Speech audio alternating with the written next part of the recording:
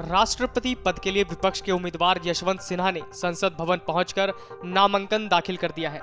सिन्हा के नामांकन पत्र दाखिल करने के दौरान एनसीपी सुप्रीमो शरद पवार, कांग्रेस नेता राहुल गांधी, मल्लिकार्जुन खड़गे, जयराम रमेश, सपा प्रमुख अखिलेश यादव, द्रमुक के ए राजा और फारूक अब्दुल्ला सहित कई शीर्ष विपक्षी नेता मौजूद थे। बता दें कि एनडीए की उम्मीदवार द्रौपदी मुर्मू पिछले हफ्ते ही अपना नामांकन पत्र दाखिल कर चुकी हैं।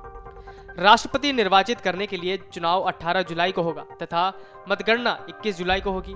इस चुनाव में सांसदों और विधायकों वाले निर्वाचक मंडल के 4809 सदस्य मौजूदा राष्ट्रपति रामनाथ कोविंद के उत्तराधिकारी का चुनाव करेंगे।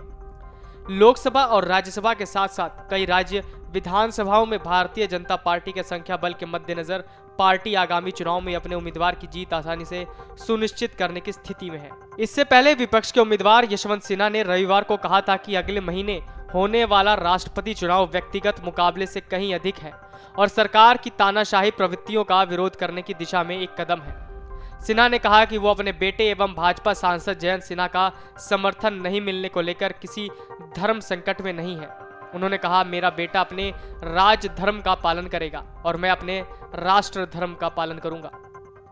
उन्होंने कहा, ये चुनाव महज भारत के राष्ट्रपति के चुनाव से कहीं बढ़कर है।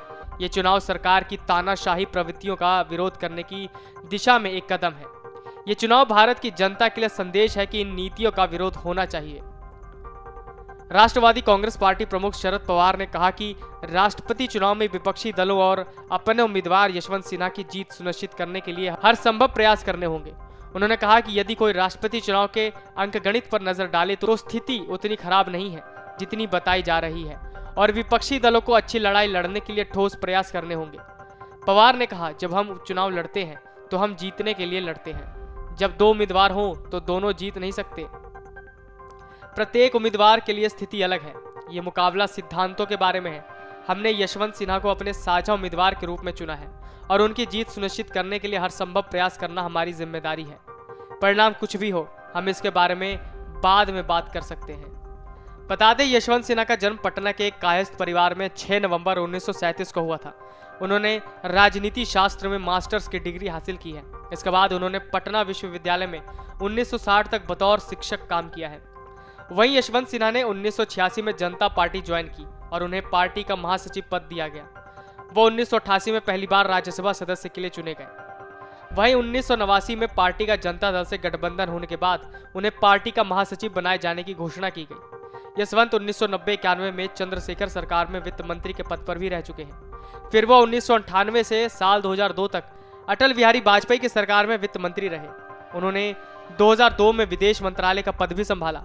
यशवंत सिन्हा ने 2009 को भाजपा के उपाध्यक्ष पद से इस्तीफा दे दिया।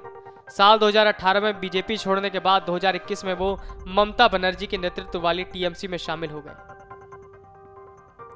Video desk amarujala.com। डाउनलोड करें अमर उजाला ऐप और पाएं खबरें लगातार। अगर आप ये वीडियो YouTube पर देख रहे हैं तो हमारे चैनल को सब्सक्राइब करें और बेल आइकन को दबाना ना भूलें। अगर आप Facebook पर ये वीडियो देख रहे हैं तो हमारे पेज को लाइक करें।